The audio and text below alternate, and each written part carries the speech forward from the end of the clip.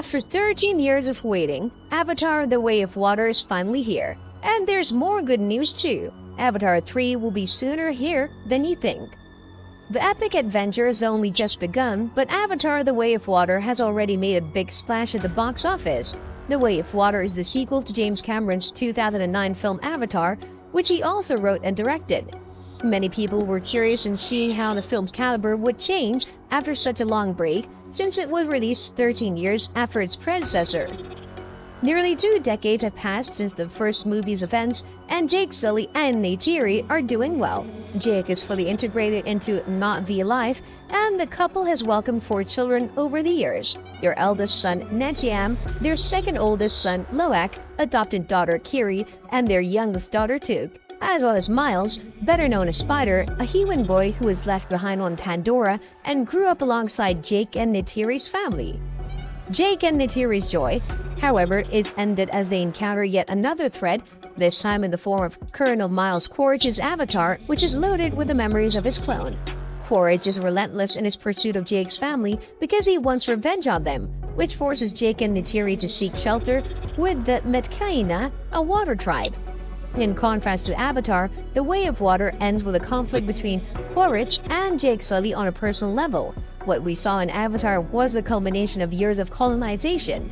In The Way of Water, we see the beginnings of the latest insurgency. It makes sense then that James Cameron and his team have concentrated on forging a major rivalry and giving us a sense of what it will take to defeat the opponent.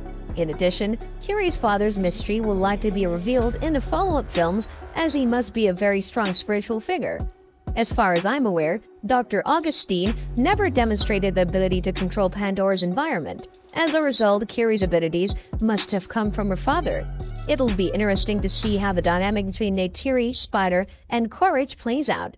While there's a lot of excitement surrounding the sequel, Cameron has long had his sights set on not just Avatar 2, but multiple sequels in the future, including Avatar 3, 4, and 5, if not 6 and 7. Here's what we currently know about the upcoming film Avatar 3, which is not just a planned future project, but also already finished filming with a confirmed cast and release date. Avatar 3 has been confirmed for several years, and the gap between the first film and its sequels is long enough for James Cameron and his writing team to plan out the story ahead of time. Cameron's plans for Avatar 3 are more established because the sequel was shot parallelly with Avatar: The Way of Water, and motion capture performances for Avatar 3 and some of Avatar 4 were finished back in 2018.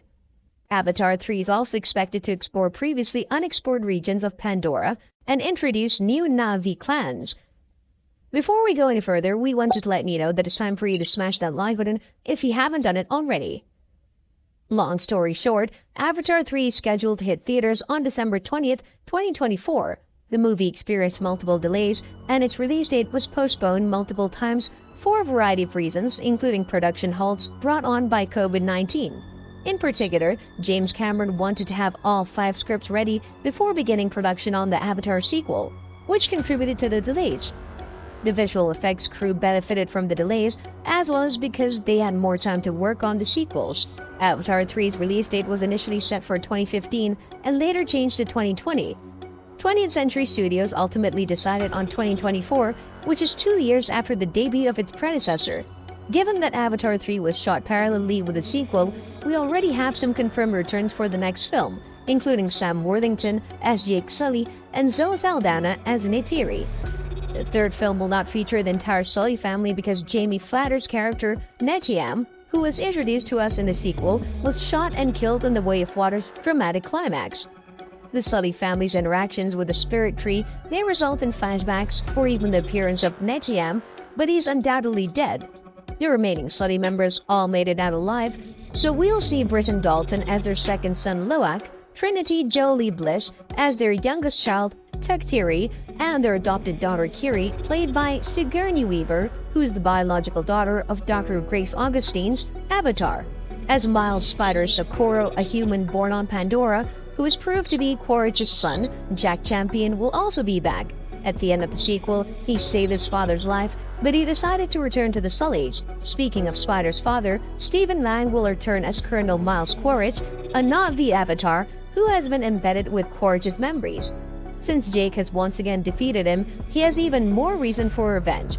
Tonawari, the leader of the Meskaina, and Ronald, his wife, will be played by Cliff Curtis and Kate Winslet, respectively, while Seria, their daughter, will be played by Bailey Bass.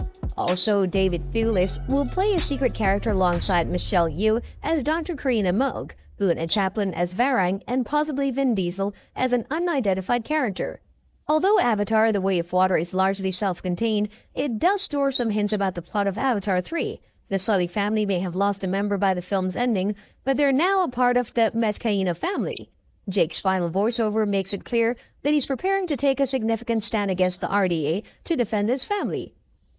He says, "This is our fortress, this is where we make our stand," which, unless Cameron is playing a practical joke on us, suggests that the third film might feature an all-out battle between the Na'vi and the RDA.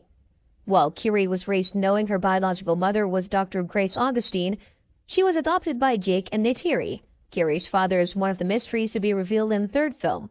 The identity of Kiri's biological father is unknown. Even when Kiri made contact with Awa, Grace refused to reveal his identity. This secrecy surrounding Kiri's biological father suggests he's someone the audience is already familiar with, perhaps a character from the first Avatar, or someone who hasn't yet been introduced.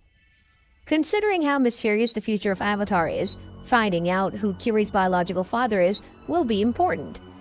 Why does Kiri's connection with Pandora function differently as well?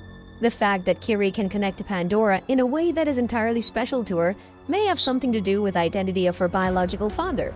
The other Na'vi are amazed by Kiri's connection because it enables her to command the local wildlife to attack any humans attempting to harm her and her family. Kiri can also feel Awa in her body, implying that she's more in tune with the planet's beating heart than anyone else. It's strange, but Kiri's intense connection may be influenced by her mysterious birth situation, even though it could directly have something to do with Awa. I know you think I'm crazy, but I feel her. The antagonist of the movie is probably going to continue his quest for vengeance against Jake in Avatar 3 now that Spider has saved Colonel Quaritch from drowning. When the Way of Water's final battle wraps up, Quaritch's rage will be at an all-time high, so things might get worse before they get even better. Furthermore, if the surrogate family learns what Spider did, it might cause friction between them and him. While Quaritch's main argument is with Jake, the RDA wants to expand Pandora and make it more human-friendly. The Na'vi, who have always fought to defend their people and homeland, will likely become even more divided and hostile as a result of their colonization, which will destroy the native population and their land. And because of this, you need to smash that subscribe button and notification bell so you'll never miss any of our videos in the future. So now that we've seen the ocean in the second movie and the jungles of Pandora in the first, where the third one will take us is anyone's guess. Does Pandora have deserts? Do they have mountains covered in snow? All we can